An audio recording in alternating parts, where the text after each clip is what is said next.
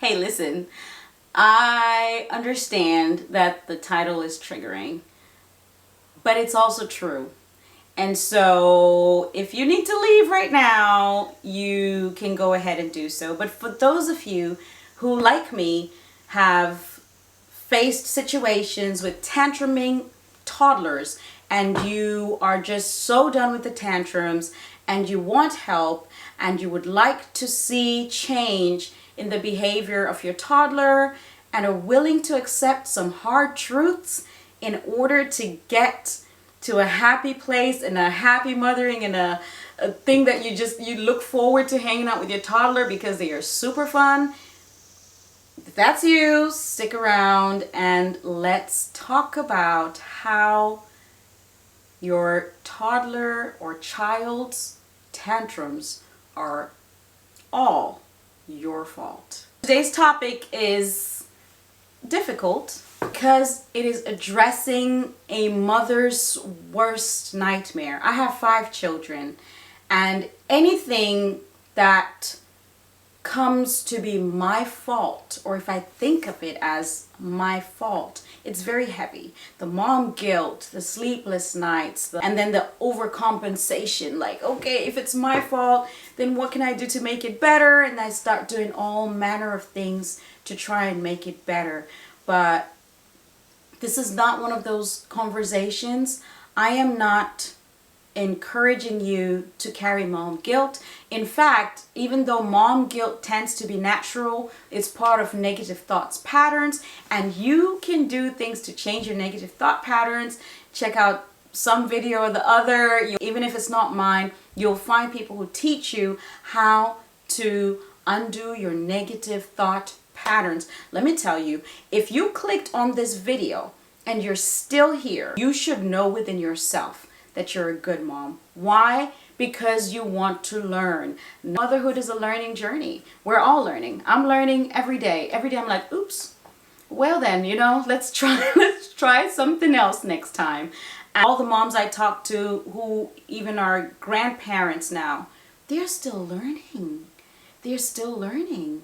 And sometimes they're learning by watching their children parent, and they're like, oops, I could have done that. And they go back to their children and have those healthy healing conversations, So let's pause on this heavy mom guilt, but let's also acknowledge things where either knowingly or unknowingly we are contributing to a mess. So recently is a stretch. About 2 years ago or so, my life was a mess. I was facing a hard situation, and it was horrible. It was like one of the worst things ever. I'll talk about it someday, maybe. I'm not ready yet. When you just are honest with yourself. Yeah, I'm getting there though, because I know it'll help so many other people. But meanwhile, just let's call it a difficult situation, right? Very difficult situation. And in that moment, sitting in that, I had 2 choices. Number 1 was, hey, this has been done to me. I'm a victim. Woe is me. Because if you just looked at it from the outside in, on paper, I was a victim. On paper, this happened to me. But in reality, I had to talk to me.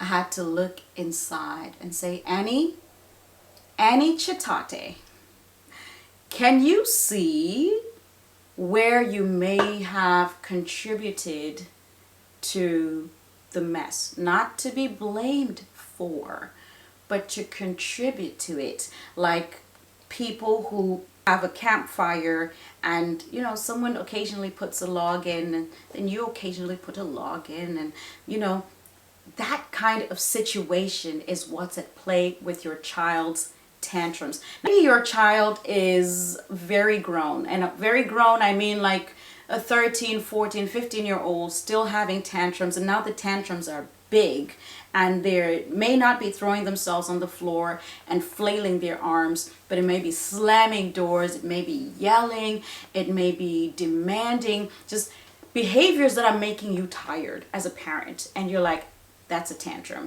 Nobody else can tell you it. You know it. You're just like, that's a tantrum. Let's talk about how we contribute as moms. What logs are we putting into that fire to have it continue burning? And if you stop putting logs on that fire and stop contributing to it, it will burn out. Number one, so I don't leave you hanging anymore. Consistency. I know you've heard this so many times, Mama. Consistency. It's a pain. Consistency is a pain. I'm saying that as a mother of 5, because consistency means that whatever is going on, if I see a certain behavior and that, the train is leaving the station and it's going to tantrum land, I have to respond in the same way every time. Sometimes that means leaving what I'm doing. Sometimes it means going places I prefer not to go. Because when you are training, for example, right, if you have your child going to a birthday party, you may have to go along even though you could drop them off. You may have to be in their church school class.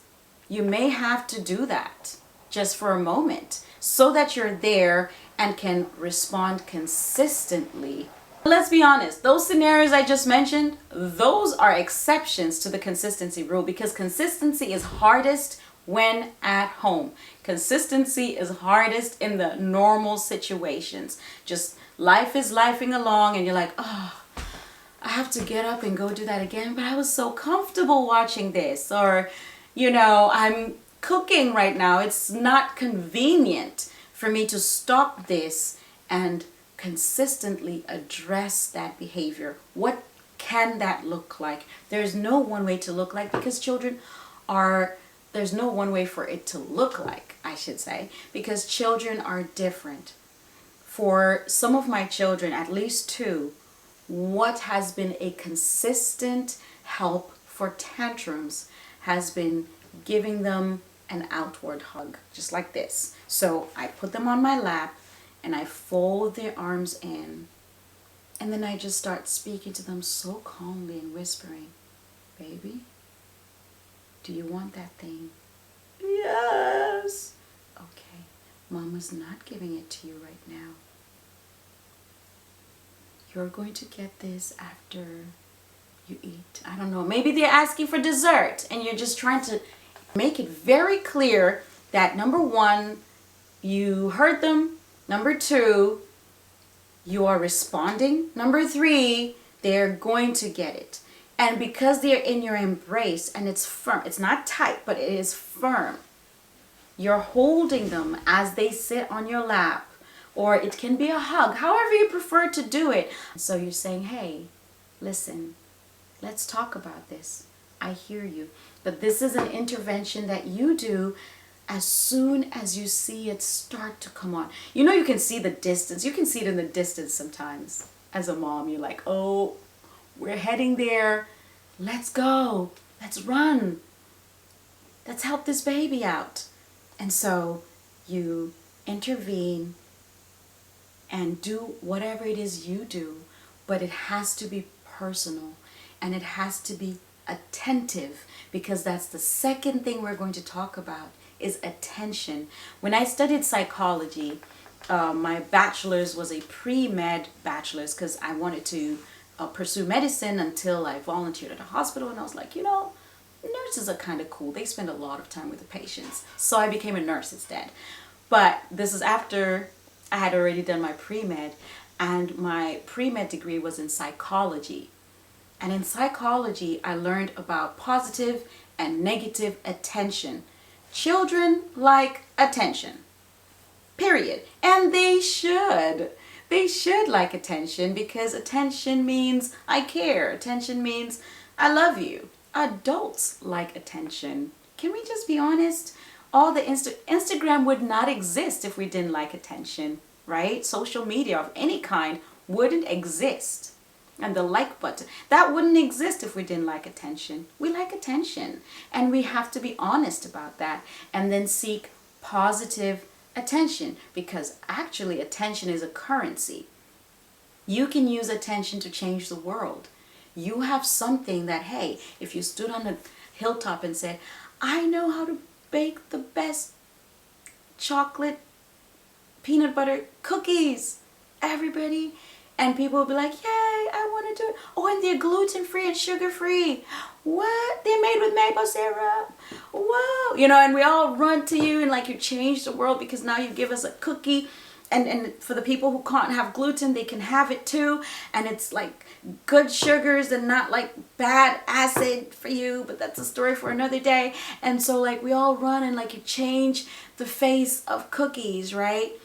Yes, it's cookies, but the point is everybody has something that they could use their positive attention to flag the rest of us and say, hey, I can help you do this. I can help you organize your life. I can help you with your accounting.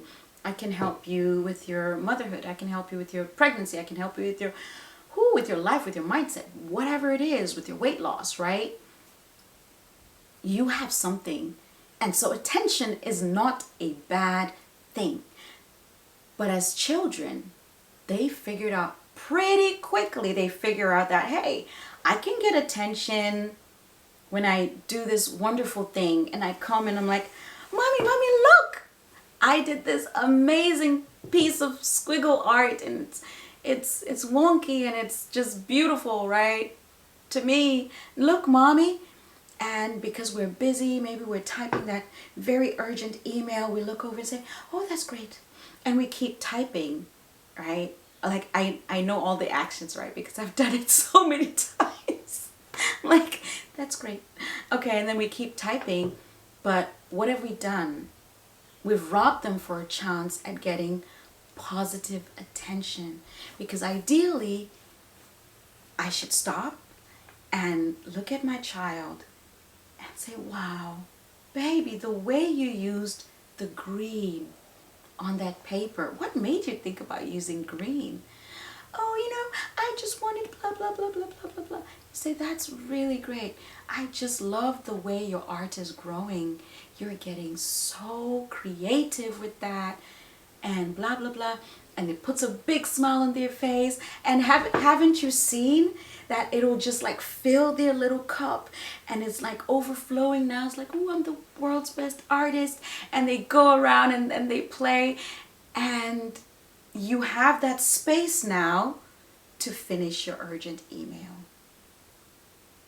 Now, we don't always take that route as moms. You may not take that route sometimes. So what happens? Well, Emma has come and she got the, that's great, baby. And she ran off, or maybe she gets the, I'm busy right now, which has happened for me too. You know, can't you see I'm writing this important email?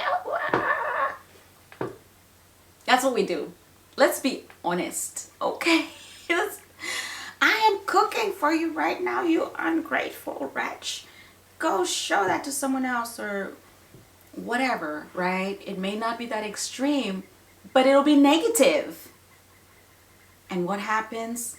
Their cup is empty and sometimes dry. Sometimes we took the cup and threw it away, and now they're chasing after their cup. So what happens? They may go take something and throw it at the wall, right? And now what do we do? Now, as the mom, you get up from that urgent email. You've left that thing, and now you come and focus on them. You're giving them attention. It's negative, but you're giving them attention.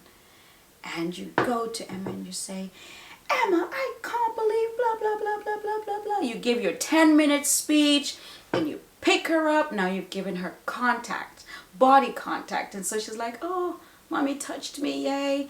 But it's like, it's negative, but at least she took time to pour into me, and you slap them on the timeout chair or whatever your disciplinary style is.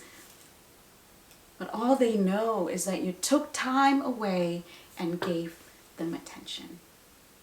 And so what do they do next time? If Emma can't get your attention positively, she will intentionally do something negative just to get your attention.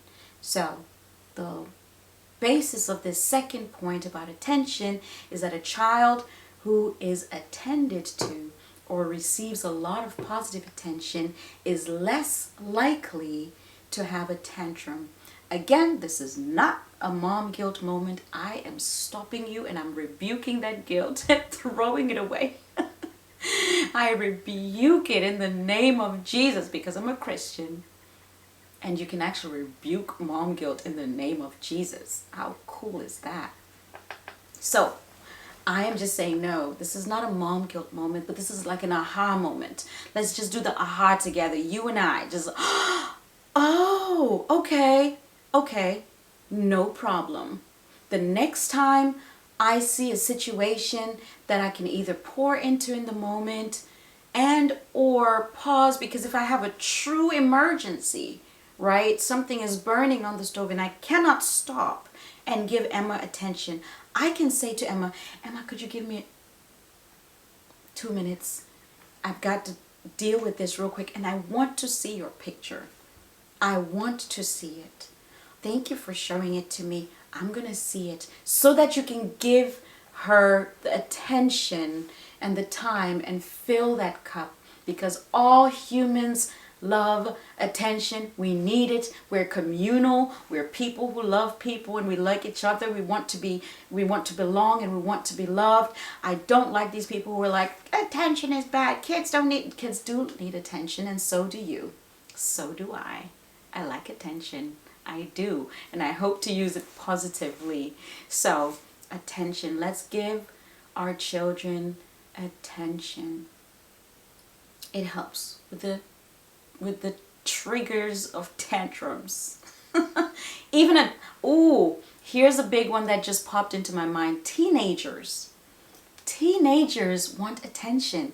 Hey, listen, your teenager wants to go on a date with you. Yes, you'll ask them and they'll be like, no, that's so lame. In their heart, they really want to. So instead of asking them, kind of just invite them. Could you please go on a date with me? Like, that will just really make my evening today. Like, it'll make my day. Oh, Mom, do I have to? Isn't that how they sound? Do I have to? And you say, please, son, I would really enjoy that. I know that's going to take some time from your homework or from your games, and I'm going to give you 10 extra minutes, 15 extra minutes tonight, blah, blah, blah, blah, blah. However your structure is, you give and get. But they want the attention, okay? They want the attention. So you take them and you go, and even if you have to sit quietly or ask them, so how are you? Or what do you like to eat? Or whatever it is, they want the attention. I promise you, you will notice a shift in your children once you start intentionally giving them attention. I have 5 children, so I have slotted into different days a 15-minute window. That's it. I'm a busy mama. I'm a homeschooling, home gardening, YouTubing mama. And so, you know what? 15 minutes, a slot. The alarm goes off. I have an alarm for it because I forget. Alarm goes off, so-and-so's 15 minutes. 1 a day. That's what I can do. 1 a day. Okay? Excuse me. If you can do more than 1 a day, go for it. If you can do every 1 a day, I can't do every 1 a day yet, but I'm building a life where hopefully I can. So, do what you can, give them more attention. Number 3, kind of touched on it in the first point, which was consistency. And there I talked about calmness. You need to be calm. Listen, mama, you can't have your baby going off and you're going off too, your toddler's going off, you're going off too, teenagers going off, you're going off. It happens. It happens. This is not a mom guilt moment. I have to say this every time, right? It's not a license for you to have mom guilt in this moment. Just be like, oh yeah, I do that. Oh yeah, okay. We're going to try next time. And you'll still slip up. Just letting you know. Just letting you know. I'm over here saying this. I still slip up, right? I'm like, whoa, whoa, whoa. Why are we doing this? Why are you off and I'm off? Like, one of us has to calm down. And I have more tools to calm myself down with than you, small human. So I'm going to calm myself down. Then I'm going to use my tools to help you calm down too. There is this idea. I don't like it at all. At all. There's this idea that even babies should be well emotionally regulated. Who came up with that lie? And so, you know what? One of those ideas says, no, let them cry it out because they need to emotionally regulate. They need to learn to emotionally regulate. Okay. Ma'am, sir, whoever came up with that idea, are you emotionally regulated? Do you know how to regulate yourself? Do you not need a shoulder to cry on when you are upset? Do you not need a friend to talk to when you are sad or broken or lonely? Like, why should the baby be emotionally regulated? Why should a toddler have emotional regulation? What is this? What is this we're just throwing around? It doesn't make any sense. And it's hurting our babies. We need the tools for emotional regulation, and then we share it with them. We're like, hey, here's a rope, okay? I know how to get out of this pit of emotional chaos as you are throwing yourself off the floor and on the floor and hitting your head on stuff. I know you don't have it. And I'm going to take responsibility in this moment and throw you a rope. It's called calmness. I'm going to be calm and come to your level and deal with you calmly. That means your frustration, which builds up. I know this, 5 children. The frustration just builds up when you see that tantrum and you're just like, really? In the store? For real? In front of my boss? For real, right? It's in the worst places or worst times. And so that frustration within you builds up, and you can intentionally recognize, okay, I'm frustrated. I need to calm down. And calmness can come from the inside or the outside. If you act calmly, you'll feel calmer. If you feel calmly, you'll act calmer. Pick one. It doesn't matter. If you're not feeling so calm, fine, no problem. Act calmly and you will feel calmer. So you calmly get down to their level and say, hey, are you okay? Or whatever it is that is going on. However, you're consistently dealing and consistently giving that positive attention. You want to engage calmly with a child who is tantruming. Pick them up off the floor if they're throwing themselves around and hold them until they stop fighting it, until they calm down. You're just taking your calmness and wrapping it around them and holding them in that calmly, just kosher face, brace, everything calmly. I'm such an action person. I'm showing you exactly how to do it. So you're like, I didn't know how to do it. No, like this, calmly, calm face. Hey, it's okay. It's okay. I know you want that thing. It's okay.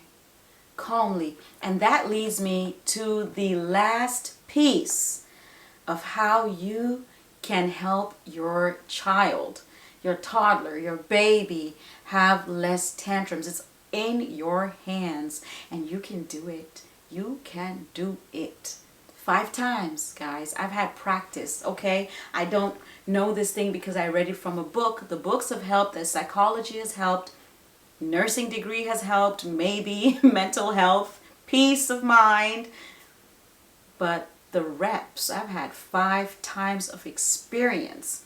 And if you're a new mom, hang in there. Hang in there.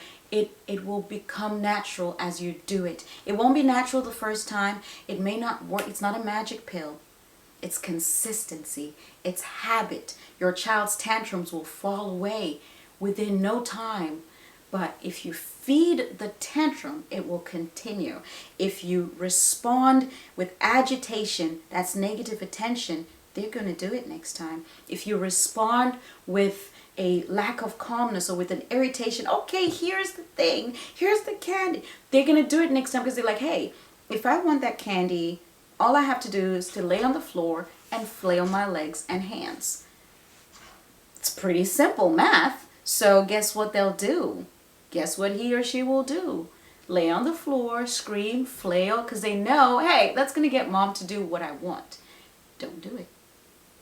Communicate. That's the last piece. Your communication. A lot of the times when toddlers, especially that what's called a terrible twos, guys, listen, as a mom, I refused the terrible two. I said no. I said, you will be two, but you will not be terrible.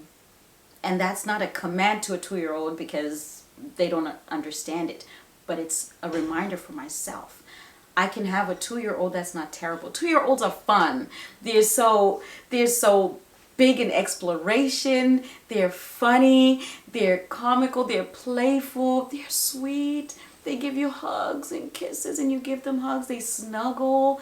You know, 2-year-olds are not terrible. That's a lie you need to reject. Just reject it. Take it and throw it away, right? Just be like, no, my 2-year-old is a 2-year-old. They're not terrible. Why are we labeling our kids like this? Can you tell I have a problem with the systemic... I was going to use a word that's kind of strong. I was like... But the systemic labels on our children, just unknowingly just adopt and accept. And we don't know, especially as a first-time mom. So when you have your child turn 2, you're like, oh, they're going to be terrible. And so when they act in a way that you think is consistent with terrible, you're like, 2-year-olds, terrible. It is what it is. Why? 2-year-olds are not terrible. 2-year-olds are terrific. Oh, I like that. Terrific 2s, guys. Come on. Terrific 2s and 3, because some people are like 3-year-olds are also, 3-year-olds are amazing. They're intelligent. They're adventurous. They're amazing human beings. Let's stop that, guys. No. Not your 2-year-old, not mine, okay? Just between you and me, we have terrific 2 and 3-year-olds. So, communication. 2-year-olds, there comes a time in a child's life where they think faster and better than they can communicate. So, Emma, because that's the name I picked earlier. Emma knows that she would like the red cup up on the second shelf in the cupboard. But Emma can't say that. So Emma says, oh, mama, oh, wow. Okay, you know that she wants to drink water and she's pointing the cup. So you're like, oh, let me get Emma a cup from the cupboard so she can drink some water. And you go and you reach for the wrong cup. And Emma's like, no. So she's like, no, mama, and you're like, oh, okay, no problem. You put that one back and you take her, what you think is her favorite cup. And she's like, no, and she wants the red cup to the right on the second shelf, right? And like, you're like, which cup do you want? There are at least 20 cups up here. You may have that Dear Emma moment where you're like, ma'am, there are 20 cups up here. And as moms, unfortunately, it doesn't hit us that, hey, you know, the first time she asked, you can literally pick her up and have her select the cup. Like, right? But 5 kids, I learned this after 5 kids. Have her pick the thing. She knows exactly what she wants. But communication is a struggle at that age. And so by the time you pick the 4th wrong cup, she's lost it. Because according to Emma, you are not understanding her, or you are holding back something that she wants from her. And now she can't understand why you would do that to her. So now she's just upset. So an important thing to do with toddlers is to communicate back to them what they're saying. Or a child, you're walking with them in the store and they point at something, mama, mama, or chocolate, or whatever, chips, whatever they're pointing at. Don't ignore them in that moment. Communicate back. Oh, Emma, would you like the chips? And Emma will say, uh-huh.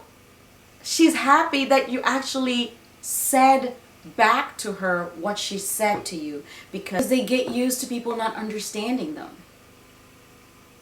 So now you're gracious enough to say, hey, Emma, oh, did you say you want the chips, these ones right here?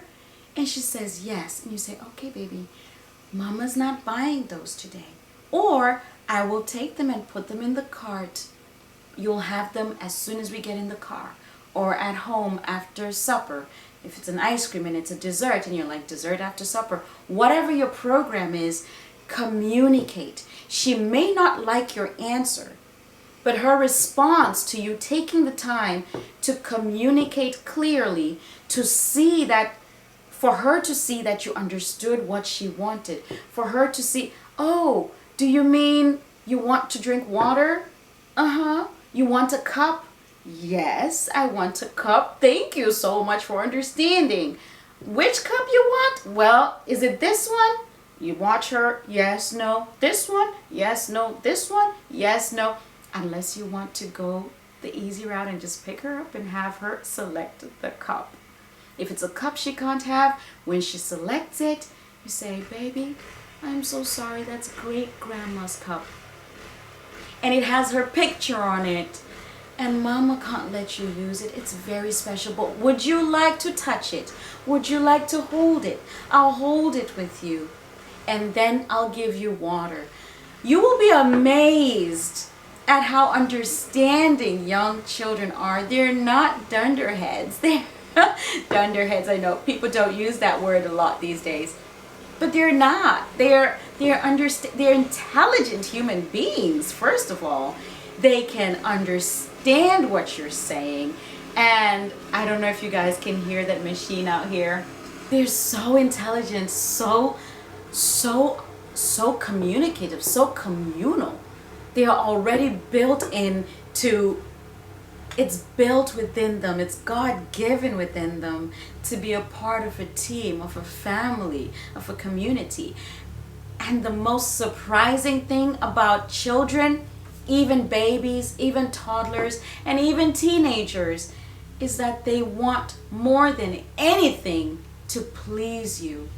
They want you to be proud of them. They want you to be happy for them. They want to communicate and have you take joy in them. They want to know that they pleased you. And so once you explain that to her, don't ever think that a child is too small to get an honorable explanation. But seriously, a decent just communication of why it is you can't have this particular thing, when you can have it, how much of it you can have, and whatever other specifics are attached to the activity or the item or the food or the bedtime, whatever it is. Communicate, clear, concise, calm, and what else did we talk about? Clearly, concisely, talk like seriously, guys, consistently, and certainly making sure that in every interaction you are treating them the way you know it would be respectful for you to be treated. These are adults in the making.